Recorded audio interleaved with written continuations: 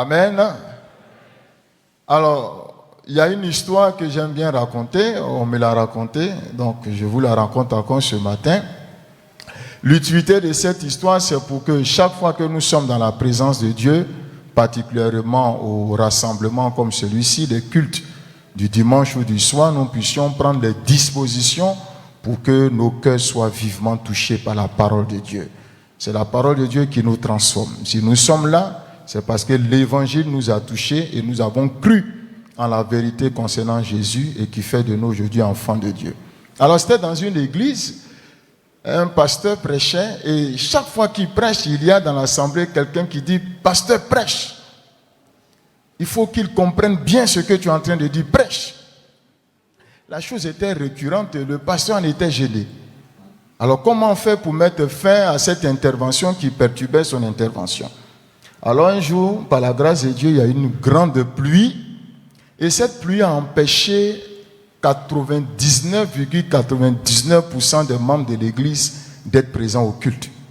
Et Dieu a fait grâce ce jour-là, c'était cette personne-là qui avait l'habitude de dire prêche. Alors ce jour-là, le pasteur, qu'est-ce qu'il a fait? Il est descendu de son pupitre. À quoi bon c'est-il de rester derrière le pupitre et prêcher, surtout qu'il n'y a personne? Donc le pasteur est descendu et puis il a fait un face-à-face avec la personne en question. Et le pasteur a commencé à prêcher. Prêcher. Il s'est dit dans son cœur, il n'y a personne aujourd'hui. Il ne va pas dire pasteur, prêche ce qu'ils entendent. Et quand le pasteur, au fur et à mesure que l'homme de Dieu prêchait, la personne a commencé à baisser la tête. Et le pasteur dit, Dieu merci, aujourd'hui là, le message te concerne. Ce n'est pas pour le voisin. À la grande surprise du pasteur, il relève la tête. Il est sur celle-là, il me dit, pasteur, ce qui me fait mal, un bon message comme ça, il n'y a personne pour écouter. Pasteur, dimanche prochain, il faut prêcher le même message, ils seront là. Le pasteur a attrapé sa tête, il a dit, bon, toi, on ne peut plus rien faire pour toi. Je crois que ce matin, il n'y a pas une telle personne au milieu de nous. Si tu es d'accord, acclame le Seigneur. Alléluia. Alors donc, cette parole est pour nous, elle n'est pas pour le voisin. Donc, nous allons ensemble parler d'un sujet qui est important. Le thème de mon message, c'est « Délivrer du voleur ». Je vous épargnerai une longue introduction que j'ai pris soin d'écrire. Alors, le vol est un mal qui mine notre société. Vous savez, le monde dans lequel nous sommes aujourd'hui, dans un état chaotique, il est dû à un acte de vol qui a été perpétré par le diable. Le diable, en faisant tomber l'homme, lui a volé son immortalité dans la présence de Dieu, lui a volé sa nature, lui a volé sa ressemblance à Dieu, lui a volé son monde et tout ce que Dieu avait donné comme richesse. Le diable lui a volé sa position de domination. Vous trouverez tout cela dans le livre de Genèse. Donc nous sommes là aujourd'hui en train de souffrir entre griffes parce qu'un jour quelqu'un s'est levé pour voler. Et il n'y a pas un jour qui passe sans qu'il n'y ait des actes de vol. Allez demander au commissariat combien de vols sont enregistrés dans leur livre.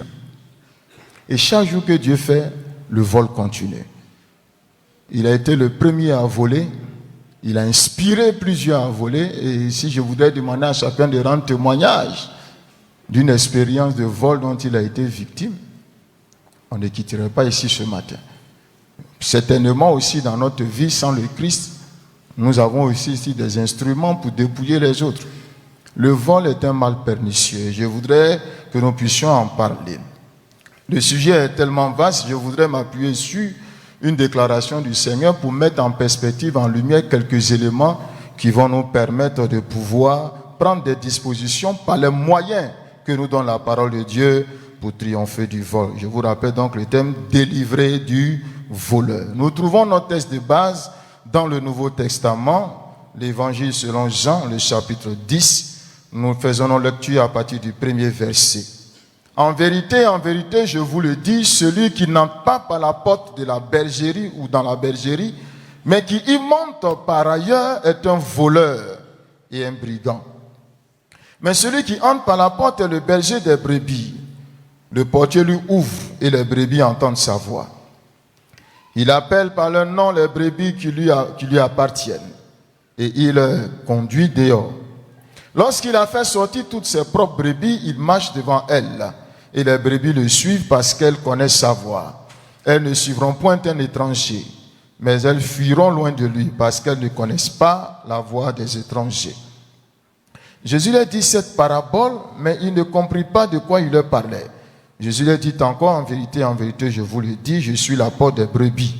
Tous ceux qui sont venus avant moi sont des voleurs et des brigands. Mais les brebis ne les ont point écoutés. Je suis la porte. Si quelqu'un entre par moi, il sera sauvé. Il entrera, il sortira et il trouvera des pâturages. Le voleur ne vient que pour dérober, égorger et détruire. Moi, je suis venu afin que les brebis aient la vie et qu'elles soient dans l'abondance. Je suis le bon berger. Le bon berger donne sa vie pour ses brebis. Mais le mercenaire qui n'est pas le berger et à qui n'appartiennent pas les brebis voit venir le loup, abandonne les brebis et prend la fuite, et le loup les ravit et les disperse. Le mercenaire s'enfuit parce qu'il est mercenaire et qui ne se met point en peine des brebis. Je suis le bon berger. On peut s'arrêter là pour notre lecture. Alors, comme je disais, délivrer du vol. Délivrer du vol. La Bible condamne fermement le vol. Nous serait difficile d'énumérer ici tous les passages, il y en a. Vous avez Exode chapitre 22, le verset 2 à 8, Deutéronome 24, verset 7, Proverbes chapitre 6, verset 30, le verset 29, verset 24, et Marc chapitre 11, verset 17. On trouve le parallèle de cette histoire dans Luc chapitre 19, verset 46, où Jésus dit « Ma maison sera appelée une maison de prière pour toutes les nations, mais vous en avez fait une caverne de voleurs. » Fort étonné de voir même que dans ce lieu dédié à la prière, qui a été transformé en un lieu de vol. Pour dire simplement, même dans la maison de Dieu où il est censé trouver de la prière, les gens y ont développé un réseau de vol et de trafic, pour montrer combien ce mal est pernicieux. Alors, ce texte que nous avons lu fait suite à une guérison. Il y a un aveugle né, un aveugle de naissance, qui a été guéri par Jésus un jour de sabbat, et cela a suscité de la controverse. Les pharisiens ennemis du Seigneur ont trouvé en cela l'occasion de le taxer de pécheur. La Bible même dit, vous le trouvez au chapitre 9, le chapitre précédent, le chapitre 10, ils avaient même menacé les gens pour dire que quiconque reconnaît Jésus comme étant le Messie, le Christ, serait chassé de la synagogue. C'est pourquoi lorsque les parents du jeune qui a été guéri ou de l'adulte qui a été guéri, lorsqu'on leur a demandé de savoir qui a guéri l'enfant, ils ont dit on ne sait pas. Parce qu'il y avait une interdiction de dire que Jésus était le Christ. Donc il va y avoir une discussion, vous dites que c'est un jour de sabbat, c'est un pécheur, ainsi de suite. Donc c'est au cours de ces échanges que nous trouvons le contexte immédiat du passage que nous avons lu. Donc Jésus va échanger avec eux, discuter avec eux. Et dans ces échanges, nous sommes surpris que Jésus parle du voleur. L'expression voleur, brigand revient. Effectivement, parce que ce clergé, ces chefs religieux en ce temps avaient mis en place un système pour dominer le peuple et priver le peuple de sa liberté. Jésus dit, eux-mêmes ne sont pas sauvés, ils empêchent les autres d'être sauvés. Ils parcourent toute la terre pour faire des disciples, mais quand il les envoie, ils font deux fois plus candidats en enfer qu'ils ne le sont. Donc Jésus va aborder la question du vol dans ce contexte-là. Mais lorsque nous lisons attentivement le texte, et si on fait un lien avec l'introduction que j'ai faite, on se rend compte que derrière cette description que le Seigneur a donnée, il y a ce que j'appelle l'esprit du vol. Et l'esprit du vol n'est rien d'autre que celui qui est voleur par excellence, c'est-à-dire le diable. Le passage que nous avons lu, Jésus va révéler 3 approches du voleur par excellence. 3 approches. C'est vrai qu'on peut, comme je l'ai dit, identifier les pharisiens comme étant ceux à qui Jésus s'adressait directement, mais au-delà de leur personne, il y a un enseignement que le Seigneur nous donne en rapport avec ce grand ennemi de l'humanité, de la gloire de Dieu. Jésus donc va donner 3 approches par lesquelles ce grand voleur vole, et dans le texte, il va nous donner les 2 ripostes que lui, Jésus, apporte afin de mettre en déroute celui qui vole. En d'autres termes, 3 tactiques de vol et 2 réponses que Jésus apporte pour mettre en déroute le voleur. Donc, voyons ensemble les 3 tactiques ou approches du diable. Donc, on aura 2 grands points, vous l'avez aisément deviné. Les 3 tactiques font référence à 3 visages, 3 identités particulières sous lesquelles le diable se présente pour voler. Première approche ou première tactique, la Bible dit il vient comme un brigand. Le thème brigand ou le mot brigand, vous le trouvez au verset 8. Au verset 8, tous ceux qui sont venus avant moi sont des voleurs et des brigands, mais les brebis ne les ont point écoutés. L'expression brigand. C'est qui le brigand? Dans le passage, le mot grec qui a été utilisé et rendu par brigand est lestes. Et il y a un autre mot avec qui on le met souvent par opposition ou à opposition. Lestes, c'est celui qui vole avec violence. C'est celui qui vole avec violence, qui use ouvertement de violence. C'est-à-dire quelqu'un qui vous agresse, vous êtes de passage et puis vous violente et vous arrache l'objet convoité. Alors que fait ce brigand? Jésus dit, avant lui des brigands sont venus. Mais dans la définition du mot lestes qui donne brigand dans le verset 8, il y a des éléments qui sont importants pour nous pour comprendre lorsque le diable, le grand voleur par excellence, décide de piller, dépouiller ou prendre quelque chose à quelqu'un et qui se présente sous ce visage-là, il y a des subtilités que nous devons percevoir. Il est dit le brigand, le lestes, c'est celui qui est aussi le maraudeur. On va faire un peu de définition, mais c'est important pour comprendre ce que Jésus est en train de nous donner comme enseignement. C'est le maraudeur. C'est qui le maraudeur? Le maraudeur, c'est celui qui est spécialisé dans le vol des produits de la terre avant la récolte. C'est-à-dire, lui, sa spécialité, c'est de vous voler quand vous avez souffert pour débroussailler, vous avez souffert pour planter ou semer, et que vous attendez la récolte. La spécialité du maraudeur, c'est de se présenter pour voler les fruits de vos efforts. Vous dépouillez de la récolte de vos champs. Il n'y a pas plus douloureux, plus malheureux que d'avoir travaillé et d'être au point de récolter les fruits et de se voir être volé. C'est cela le lestes, le voleur, le maraudeur. Il est aussi le pillard dans sa définition. Le pillard, c'est celui qui prend ouvertement sans rien laisser. Il vous approvise significativement sans que vous puissiez parler. Dans lestes, il y a même pillé avec votre consentement, mais sous une forme de manipulation ou d'intimidation. C'est-à-dire qu'il vient ouvertement vous brigander, vous piller, mais il crée l'occasion pour que vous puissiez participer, vous-même vous consentez à ce qu'on vous vole. Vous acceptez le vol. Sans vouloir faire de la politique, mais nous savons combien de fois notre continent souffre de sa grande richesse en matière première. Et nous sommes pillés, mais quelque part aussi avec notre consentement.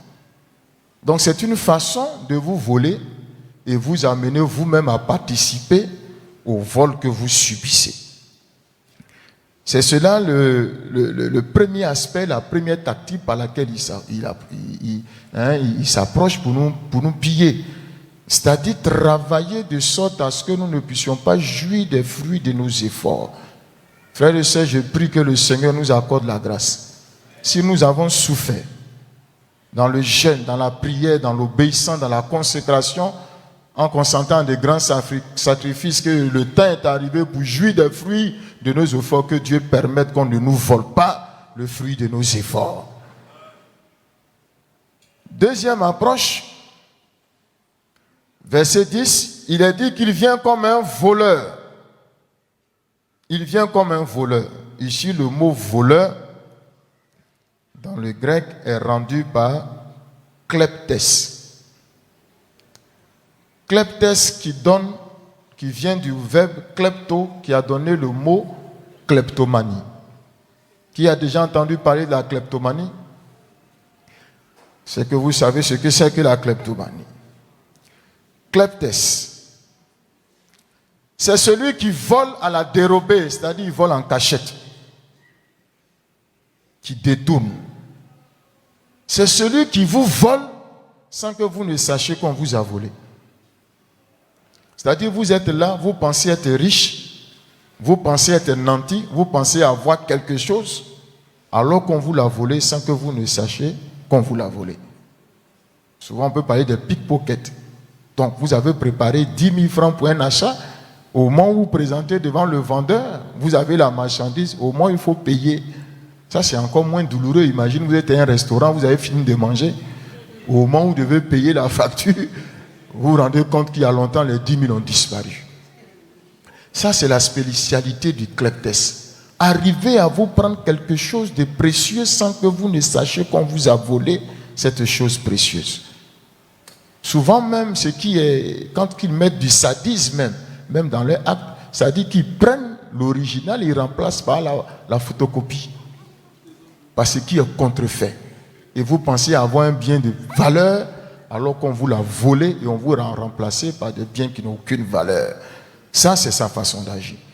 Le kleptes aussi, c'est le faux enseignant qui n'a pas soin d'instruire et qui abuse de la confiance pour son propre gain. Il tient captif par la fausseté pour dépouiller. Aujourd'hui, dans notre pays, il y a beaucoup de kleptomanes, de voleurs de cette nature, qui par les faux enseignants dépouillent, pillent. Un homme rendait son témoignage au cours d'un programme organisé par le révérend Jean-Marie Thiako. Il disait, il y a une dame qui se fait nommer prophétesse qui lui a dit de bâtir un immeuble afin qu'il soit guéri de sa maladie. Ah bon, vous voyez.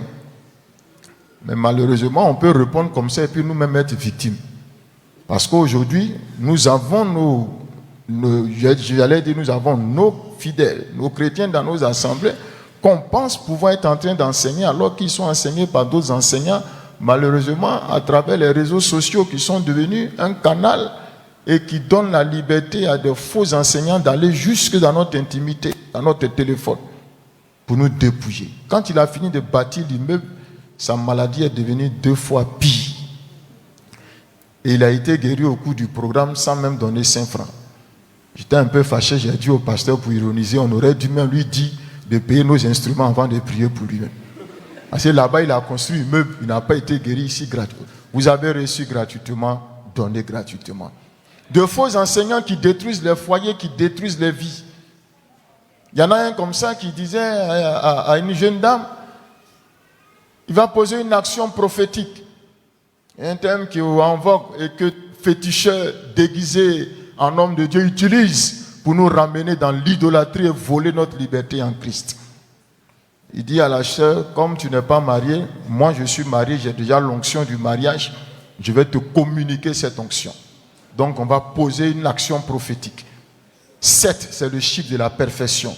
Le 20, c'est la boisson de l'alliance. Et moi, comme je suis marié, j'ai mon alliance. On va prendre 7 coupes de vin et puis tu vas boire ça 7 fois. Je vais mettre mon alliance dedans. Après la 7e coupe, tu verras le miracle. Et la jeune dame, elle a commencé à boire. Elle a bu la coupe 7 fois. Imaginez, vous pouvez imaginer aisément où elle s'est retrouvée après la 7e coupe. Elle s'est retrouvée sur le lit du faux prophète et elle a été envoûtée. Le monsieur a abusé d'elle et elle s'est retrouvée avec ce qu'elle pensait être une grossesse. Donc son ventre était bien développé, puis ça bougeait à l'intérieur. Elle croyait naïvement que c'était un être humain alors qu'il n'en était rien. Nous étions en train de prier encore avec le pasteur Thiako, c'était avec un de ses assistants à l'église. Et le Seigneur nous fait comprendre qu'en réalité, ce ventre-là qui allait d'un ventre de 9 mois, un prêt pour la délivrance, en réalité, il y avait un démon qui avait envoûté cette femme et qui avait déformé son ventre. Après la prière, quelque temps après, la dame allait au petit coin, quelque temps après, elle était chez elle, et puis elle a fait ce qu'elle devait faire. À sa grande surprise, le ventre redevient plat. Il n'y a jamais eu d'être humain, il n'y a jamais eu de bébé dans son ventre. Elle a été envoûtée. Des voleurs, des kleptes qui volent par les enseignements. Je termine avec ce témoin, il y en a un autre. Je vais avec ce dernier témoin pour nous avertir. Il y en a un autre qui a pris la parole de Dieu, Romains chapitre 12. Et il commence ainsi, il dit, quand on donne les dîmes, les offrandes, c'est à qui on donne? Le peuple répond, c'est à Dieu. À qui on donne? C'est à Dieu. À qui on donne? C'est à Dieu. Quand vous envoyez vos dîmes, vos offrandes, qui mange ça à la place de Dieu? Les pasteurs. Qui mange ça à la place de Dieu? Les pasteurs. Quand vous voulez donner à Dieu, à qui vous voulez donner? À l'homme de Dieu. D'accord. Prenons la parole de Dieu. Il prend Romains chapitre 12, verset 1. Quelqu'un lit, la personne lit. On demande d'offrir quoi ici? La salle est calme. On demande d'offrir quoi? Il prend, il lit. Offrez vos corps comme un sacrifice vivant. Dieu dit d'offrir quoi? Les gens sont un peu calmes. Il ainsi répondait d'offrir nos corps. D'accord. Vous devez offrir vos corps à qui? À Dieu. Quand on donne 10 mots offrandes à Dieu, qui prend? Le pasteur. Quand on doit offrir le corps, qui va prendre? Le coin un peu calme. Mais comme c'est des manipulateurs, ils manipulent un peu. Qui doit prendre? À leur corps défendant, malgré même chez les pasteurs. Il dit donc, apportez vos corps maintenant. C'est sérieux. Avant d'entrer à l'école pastorale, j'ai travaillé dans une organisation chrétienne où on a eu à entretenir plus de 3000, au moins 3000 leaders dans au moins 6 pays de la sous-région, toutes dénominations confondues. Les histoires, j'en ai plein. Il y en a même des repentis. Il y en a un qu'on a reçu quelque part à l'église. Je l'ai reçu moi-même. Il avait ses affiches à Yopougon, ici on ne le voit plus. Les gens pensent qu'il est en Europe. Non, le Seigneur s'est révélé à lui. Il a mis fin à ses pratiques. Vous pouvez passer près de lui, vous n'allez pas le reconnaître. Et quand les gens donc envoient les corps maintenant, il dit non, vous savez, ce n'est pas toutes les offrandes que Dieu prend. Ce n'est pas toutes les offrandes. Tu peux venir déposer, mais Dieu est libre de prendre, de refuser. Donc, il y a des offrandes que lui, il va prendre au nom de Dieu, il y en a qui ne va pas prendre. Vous pouvez imaginer aisément les offrandes qu'on ne peut pas prendre. Et c'est comme ça. Et naïvement, les femmes des gens, des jeunes soeurs se font abuser. Bon, voilà. Elles pensent pouvoir être en train de rendre culte à Dieu que de se laisser souiller par ces aventuriers, ces escrocs. C'est ça aussi le club. Il y a beaucoup qui se font voler. On leur fait faire des offrandes pour obtenir des guérisons qu'ils n'obtiendront jamais, des délivrances qu'ils n'obtiendront jamais.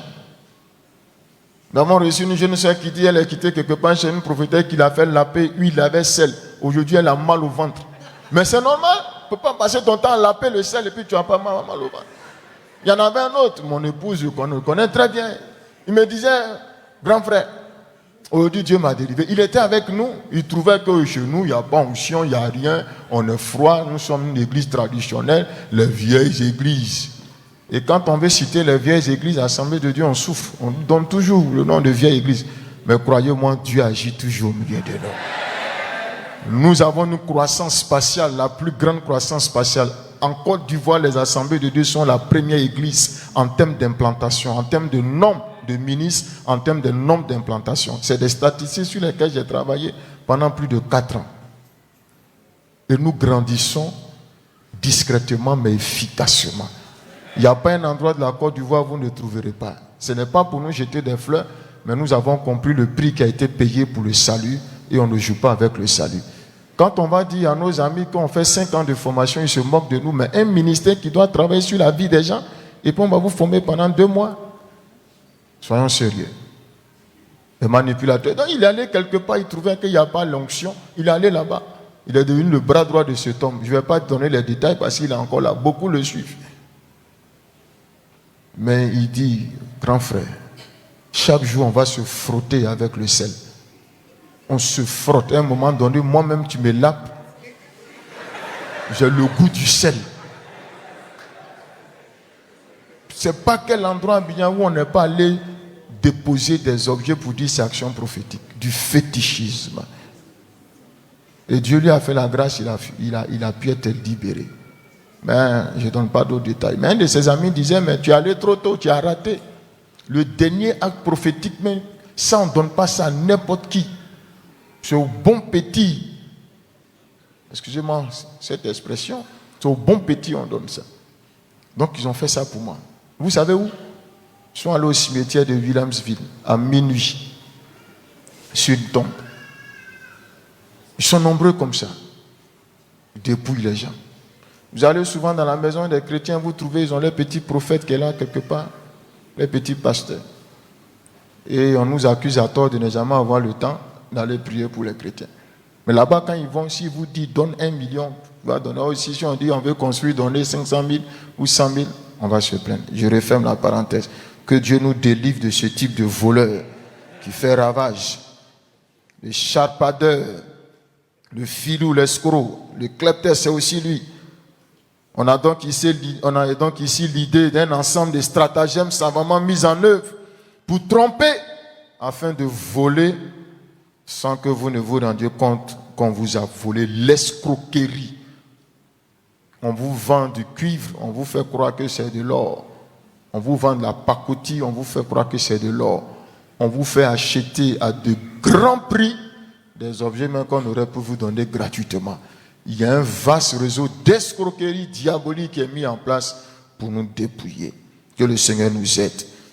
Concernant donc le kleptes, qu'est-ce que Jésus dit? Jésus dit le voleur ne vient que pour dérober. Donc klepto, le verbe dérober ici c'est klepto, qui a donné kleptomanie.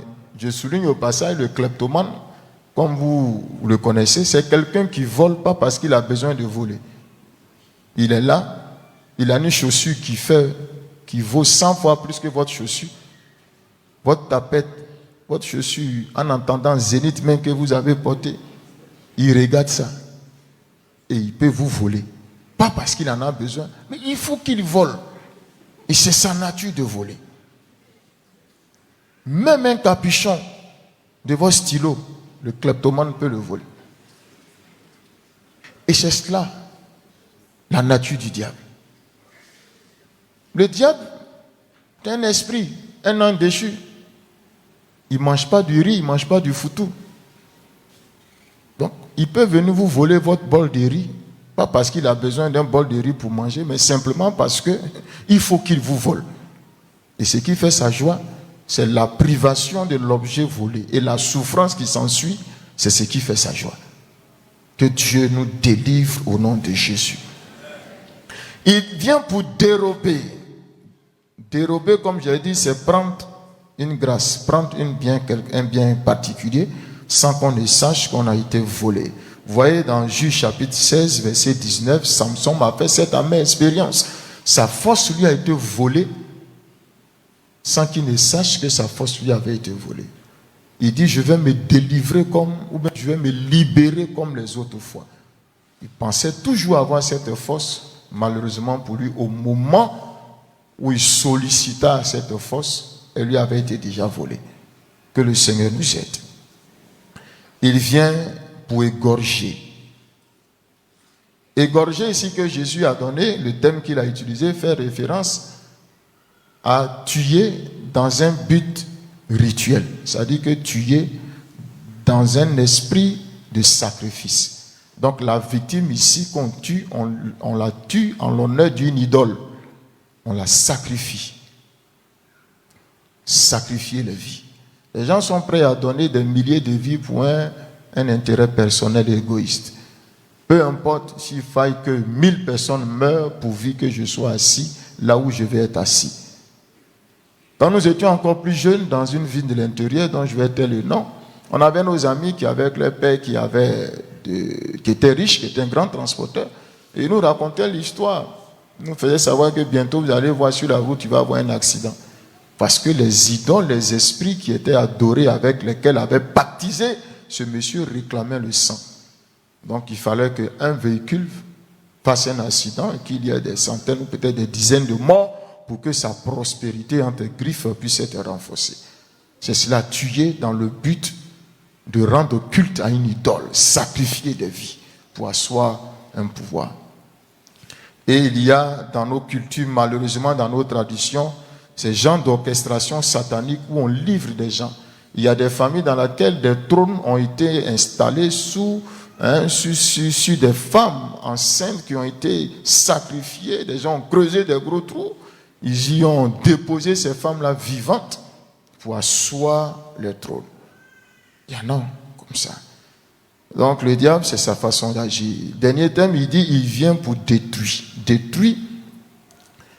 Il y a beaucoup de choses qu'on peut dire au sujet de détruire, mais l'un des éléments importants qui me touche dans la définition du thème qui a été utilisé, apolumie, c'est rendre inutile.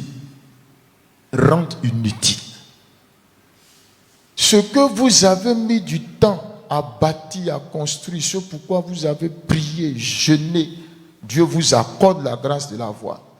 Et le diable vous prive de la jouissance en rendant cela inutile. Quelqu'un dont le mariage a été célébré, on a prié pour qu'il entre dans le mariage. On rentre dans le mariage devient inutile parce que les conjoints ne vivent plus l'un pour l'autre. Le mariage devient comme inutile. Au prix de plusieurs sacrifices, on a pu avoir son diplôme. On a un doctorat, on a un master.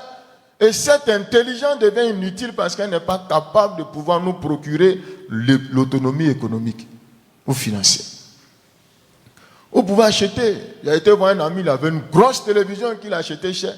C'est pas ce qui s'est passé, la télévision est là comme une décoration. Ça devient inutile. Inutile. Donc, le voleur, il a cette capacité d'enlever la substance de ce que vous possédez pour que ça soit inutile. Vous avez un travail, le travail devient inutile parce que vous n'avez pas l'épanouissement dans le travail. Vous vous levez le matin, vous partez, vous revenez, vous-même, vous vous demandez même, en fin de compte même, je travaille, c'est comme si je ne travaillais pas. Parce que l'argent ne peut pas suffire pour faire face aux besoins pour lesquels vous travaillez. Et vous tombez dans un cycle d'endettement aux mains des margouillards. Le travail devient inutile. Que le Seigneur nous aide. Que tout ce que le malin rend inutile et que nous avons obtenu au prix du sacrifice par la grâce de Dieu, que Dieu nous permette d'en être délivrés. Dernier mot que Jésus, dernière tactique du diable, la troisième, il vient comme un mercenaire. Verset 12. Le mercenaire, c'est celui qui est loué, payé pour une tâche spécifique. Il passe pour être le berger des brebis, une personne bienveillante. Mais il n'en est rien. Ce qui l'intéresse, ce n'est pas vous, mais ce qu'il gagne, son salaire. Ce qu'il gagne. Et souvenez-vous de Judas qui a été payé à 30 pièces d'argent pour livrer son maître. À un moment donné, quand Jésus a dit, quand cette femme a tassé le parfum de grand prix, Judas a dit on pouvait vendre ça pour donner aux pauvres. Mais la Bible dit qu'il ne se mettait pas en peine du pauvre. Mais comme il était un voleur, il se préoccupait de ce qu'il allait avoir dans la caisse. Parce que ça, si on avait vendu, il allait avoir beaucoup d'argent. Beaucoup d'argent, pas pour venir en aide aux gens, mais beaucoup d'argent parce qu'il peut finir sa 3e maison ou il peut finir sa 4e maison. Il ne se mettait pas en peine. Donc c'est pour l'argent. Il ne gagne rien avec Jésus, c'est ce qu'il s'est dit. Si je reste avec ce monsieur, je ne vais rien gagner. Donc autant aller le vendre pour 30 pièces d'argent. C'est le mercenaire. Jésus dit dans le verset 12, il dit le mercenaire qui n'est pas le berger, voilà ce qu'il fait. Il dit le mercenaire, il prend la fuite, il abandonne les brebis. Et le mot abandonner ici, c'est le même mot qui est utilisé pour répudier. Quand quelqu'un divorce, le mercenaire, il vous fait croire qu'il est un ami, il vous fait croire que vous pouvez lui faire confiance, que l'amitié que vous avez, c'est une amitié pour un temps indéterminé, enfin un temps indéfini, un long moment, alors qu'en réalité, il prépare savamment, au temps opportun, vous trahir et vous lâcher. C'est le même mot, divorcer. Il prend la fuite, il laisse les loups les ravir, Il laisse les loups dispersés. Il ne se met pas en peine des brebis. Il ne se préoccupe pas de l'épanouissement et du bonheur des brebis. C'est cela le mercenaire. Le diable s'est orchestré de fausses amitiés. Et malheureusement, pour ce qui touche au mariage, vous m'excuserez si je reviens beaucoup là-dessus, chez nous, on ne divorce pas. Vous êtes marié, vous êtes marié. Et le diable s'est orchestré, induit les gens en erreur. Il y a des gens qui de leur propre bouche ont confessé que j'ai décidé de me marier à ce frère parce que j'avais reçu mandat dans ma confrérie de sorcellerie d'épouser ce frère pour mettre fin à sa vie 2 mois après le mariage. C'est la confession de la bouche de cette personne. Des partenaires d'affaires qui sont en réalité des fossoyeurs. Et le diable s'est orchestré cela. Pourquoi? Parce que l'homme regarde à l'apparence. Et l'un des dons qui nous fait souvent défaut, c'est celui du discernement. L'homme regarde à l'apparence, mais Dieu connaît le cœur. Il pèse le cœur de chacun d'entre nous. Il est tortueux par-dessus tout, qui peut le connaître. Et j'aime dire souvent, il y a des malheurs qui sont arrivés à des personnes. En 2022, on pourrait dire dans ce mois de juin 2022, le malheur qui est arrivé aujourd'hui, ce n'est pas aujourd'hui que c'est arrivé. Ce malheur a commencé peut-être 3 ans en arrière ou 4 ans en arrière, quand tu as fait le choix qu'il ne fallait pas faire. Quand tu as eu cette connexion, cette amitié qu'il ne fallait pas faire.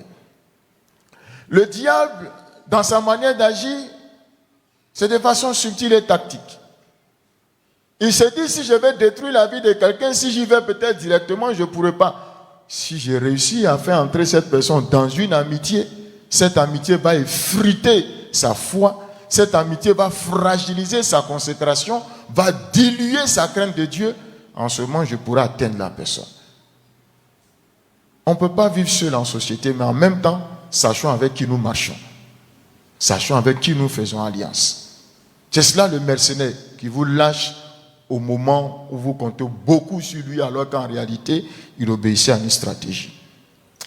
Allons pour voir les 2 ripostes que le Seigneur Jésus apporte pour mettre fin à ses œuvres. Nous disions que le diable vient comme un brigand, donc c'est l'agressivité. Il vient de façon subtile, comme le kleptomane, et il vient comme le mercenaire. Donc, il vient comme le brigand, le maraudeur qui vole les produits de la récolte. Il vient comme le voleur, le kleptomane, l'escroc. Il vient pour dérober, égorger et détruire. Il vient comme mercenaire pour disperser. La réplique que le Seigneur apporte. Devant le défi du vol, il faut des mesures et un dispositif de sécurité efficace. Ces dispositions permettent non seulement de dissuader, mais aussi de faire échec au vol lorsque les malfrats passent à l'acte. Ils trouvent un accès aux biens convoités impossible à percer. Et si pour une maison ou pour une autre, ils réussissent à voler, le même dispositif sécuritaire permet de les identifier, de les appréhender et de procéder à la restitution. Qu'est-ce que nous voulons dire? Dans la riposte de Jésus, il y a 2 éléments fondamentaux dans le dispositif de sécurité qu'on prend lorsqu'on veut se prémunir du vol. On met des portes, une porte bien blindée, et on met aussi des sentinelles. On est tous d'accord? Donc même si on a une porte bien blindée, on a une clôture, on a des portes bien sécurisées, on peut prendre des sentinelles, des vigies, des gardiens, des hommes en armes. Vous voyez, dans ce que Jésus a dit, Jésus dit quoi? Au verset 7 et au verset 9, il dit, je suis la porte des brebis. Il avait dit que le voleur ne vient que pour voler, égorger et détruire. Il vient comme brigand, il vient comme le kleptomane, il vient comme le mercenaire, mais lui, Jésus, il est la porte. Si Jésus est la porte des brebis, c'est que les biens qui se trouvent derrière la porte sont en sûreté et en sécurité. Dis Amen. Alléluia. Jésus est la porte, il le dira au verset 9. Il dit, celui qui entre par lui sera sauvé. Il entrera, il sortira, il trouvera de verts pâturages. Alléluia. Jésus parle ici de la vie dans son vrai sens. La vie spirituelle en rapport avec le salut que nous avons, mais une vie aussi, un salut aussi qui se décline sur les aspects de notre vie terrestre. Dieu prend soin de nous dans tous les domaines de nos vies. Et sur ces éléments, cet élément de porte que Jésus donne, c'est-à-dire que si Jésus est la porte de ta vie est bien gardée. Alléluia. Si Jésus est la porte de ce que tu possèdes est en sûreté. Donc, il dit, il sera sauvé. Alors, Jésus étant la porte, 3 bénédictions que nous avons. Il dit, il sera sauvé. Nous le connaissons, sozo du grec. Délivré du danger et de la destruction. Donc, si Jésus est la porte, nous sommes délivrés du danger et de la destruction. En dehors de la question du salut, bien entendu. Nous sommes sauvés du périssement, c'est-à-dire sauver quelqu'un qui souffre d'une maladie. Parce que le diable vole aussi la santé. Sauver d'une maladie. Sauver des maux qui font obstacle à la délivrance. Donc tout ce qui fait obstacle à la délivrance, le Seigneur nous en délivre. Nous délivre de l'alcoolisme, nous délivre de la cigarette, de toute forme d'addiction. Il nous en délivre. On nous raconte l'histoire d'un frère qui était aveugle. Et le frère, tout le monde priait pour lui. Un jour, le pasteur a eu un acte de foi. Il a appelé le frère. Il dit, viens, aujourd'hui, il faut que le Seigneur te guérisse. Parce que toute l'église voulait vraiment sa guérison. Et le frère a été envoyé devant tout le peuple. Et l'homme de Dieu a prié avec l'église. Et miracle, les yeux du frère se sont ouverts. Alléluia. Mais le témoignage, ce n'est pas pour le miracle. Mais quand les yeux du frère se sont ouverts, vous allez m'excuser, quand ses yeux se sont ouverts, il dit, Seigneur, j'entendais toujours femme. Mais c'est comme ça, femme est. Le pasteur a compris que il était bien que le frère reste aveugle. Il n'a pas été délivré de quelque chose. Parce que même quand il ne voit pas, il s'imaginait la chose. Il y a des gens même seuls quelque part. Ils peuvent pécher seuls là-bas, dans leurs pensées. Jésus délivre de toutes sortes d'addictions. La pornographie, la masturbation, de toutes sortes d'addictions. Jésus délivre. Alléluia. Il est la porte, parce que ça peut être une porte d'entrée de l'ennemi dans ta vie pour te dépouiller. La Bible dit qu'il entrera, il entrera, il sera sauvé, il entrera et il sortira. Entrer signifie quoi? Dans l'expression que Jésus a utilisée, c'est entrer dans une condition, dans un état de choses. Entrer dans une condition. Ça signifie provenir, venir dans l'existence, et ce que j'aime dans cette partie, commencer à exister. Jésus dit, si tu entres, tu seras sauvé. Il dit, il entrera et il sortira. En dehors de Jésus, ta vie n'a pas encore commencé. Alléluia. Tout commence en Jésus parce qu'il est l'alpha, il est l'oméga. Si quelqu'un pense vivre alors qu'il n'a pas le Christ, il est mort. Il n'a pas encore commencé à vivre. Quand il va rencontrer le Seigneur, il va commencer à vivre. Commencer à. Et je voudrais dire à quelqu'un ce matin, si tu as Christ, tu as tous les commencements. Alléluia. Tout ce qui doit commencer dans ta vie en Christ, tout commencera. Tout ce qui lui plaira de t'accorder, il en est l'alpha, le commencement. Et si quelqu'un te conteste une grâce particulière, dis que Jésus est l'alpha de ma vie. Tout commence en lui. Il dit, il entrera et il sortira. Entrer signifie aussi avoir une place d'influence, être établi, devenir. Jésus a dit dans Luc chapitre 9, le verset 1, dans Luc chapitre 10, le verset 19, il dit qu'il nous a donné le pouvoir. Et le pouvoir ici, le terme grec qui a été utilisé, exousia, fait référence à une position d'autorité, de domination. Fait référence à une juridiction. Le Seigneur nous donne une sphère d'influence à partir de laquelle nous pouvons accomplir parfaitement ses desseins. il dit, il sortira, fait référence à ceux qui par leur nouveauté ou leur opinion attirent l'attention. Si le diable nous vole pour nous humilier, pour nous dépouiller, le Seigneur nous bénit. Et par la bénédiction qu'il nous accorde, quand il dit il sortira, c'est dans l'esprit du témoignage. Le Seigneur nous donne des choses nouvelles qui attirent l'attention sur nous.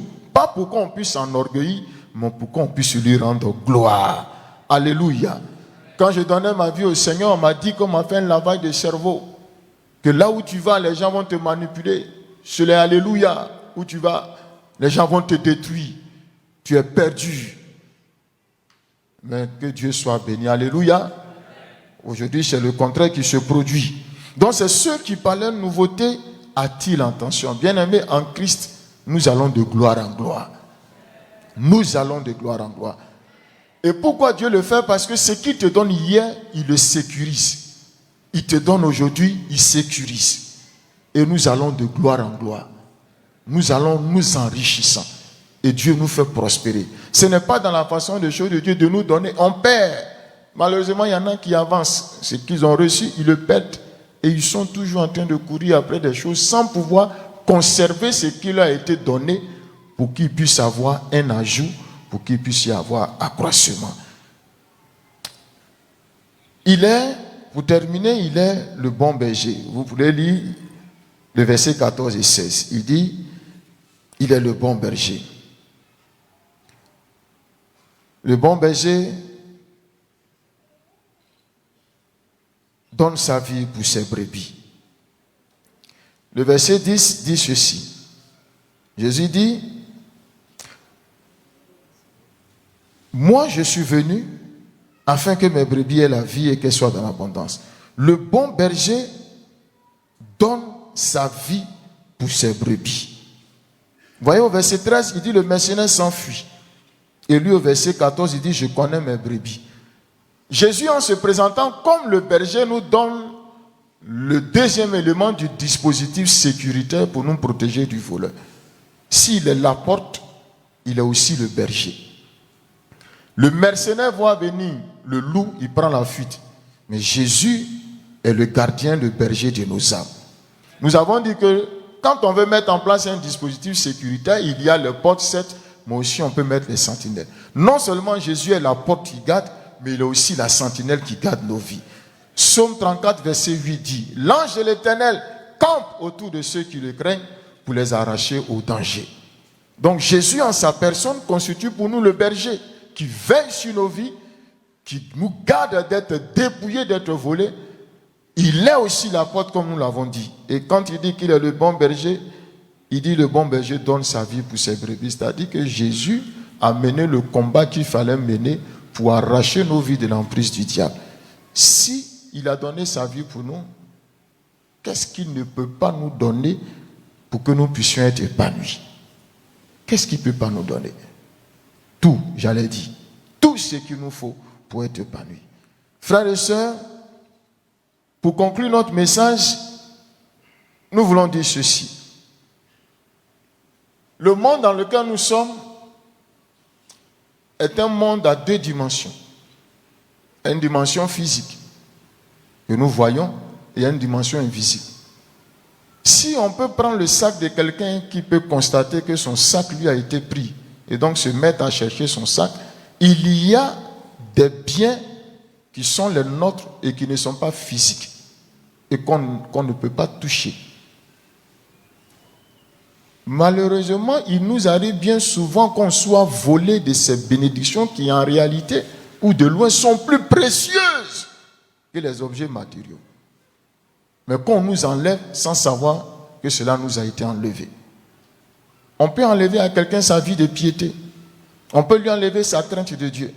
On peut lui enlever sa foi. On peut lui enlever son humilité. On peut lui enlever sa discipline. On peut même lui enlever son zèle. Et bien de choses. Mais la bénédiction que Dieu nous accorde, il nous l'accorde parce que nous sommes ses enfants. Alors, souvent je me dis, si je veux me mettre à la place du diable, pardonnez-moi cette comparaison, si je veux détruire quelqu'un, Je ne vais pas m'attarder sur ce qu'il a physiquement. Parce que c'est parce qu'il est enfant de Dieu que Dieu le bénit, que Dieu l'accompagne. Si je peux lui voler son identité, je ne vais pas me fatiguer à lui voler les bénédictions d'autres matériels qu'il a. Si je peux lui voler son identité. Donc, le monde dans lequel nous sommes, c'est un monde spirituel. Donc, quand le diable vient, quand l'ennemi vient pour voler, de quels moyens vous et moi nous disposons pour savoir que l'ennemi est en train de nous voler? Qu'il est en train de viser ma crainte de Dieu. Il est en train de viser ma libéralité. Pour m'enlever la libéralité, pour la remplacer par la cupidité. Et on peut être là sans savoir qu'on a été volé. Et comme Jésus l'a dit dans le livre d'Apocalypse, on peut penser qu'on est riche alors qu'on ne l'est plus. On peut penser qu'on voit alors qu'on ne voit plus. On peut penser qu'on est sage alors qu'on ne l'est plus. On peut penser qu'on est vêtu alors que nous sommes nus. Que Dieu nous accorde la grâce, le moyen de discerner ce qui nous a été pris, ce qui nous a été volé. Cela peut se faire de façon subtile. Mais béni soit le Seigneur parce qu'il nous accorde par le Saint-Esprit, par sa parole, par les dons spirituels, par les conseils de nos bergers, la possibilité de discerner que l'ennemi est en train de nous voler. Et lorsque, comme je l'ai dit, le diable agit pour voler, il vise en réalité non pas l'objet matériel qu'il est en train de prendre, mais si le vol peut vous amener à perdre votre identité spirituelle, il aura réussi. Donc, derrière chaque acte d'agression, même si cela touche à des objets physiques, ça peut être un travail ou n'importe quoi, l'objectif, si le travail perdu peut vous amener à perdre la foi, alors il vous aura volé quelque chose de plus important que le travail. C'est pourquoi que Dieu nous accorde la grâce d'avoir ce discernement, afin de comprendre là où l'ennemi s'organise pour nous voler et ce qui nous a pris afin que cela nous soit restitué. Dans les textes que nous avons lus dans le livre d'Ancien Testament, le principe de Dieu, c'était la restitution. Et Dieu est capable de nous faire restituer tout ce qui nous a été volé. Alors si tu es là ce matin, que certainement quelque chose t'a été pris sans que tu ne le saches, le Seigneur est tout puissant pour provoquer la restitution. Si le diable a organisé un pillage autour de toi, une escroquerie, si un terrain, si un investissement, le Seigneur est capable de te délivrer. Si tu as investi quelque part alors que, voilà, c'est un faux business, Dieu est capable de nous restaurer. Et je voudrais que nous puissions nous incliner dans la prière et demander la grâce de Dieu.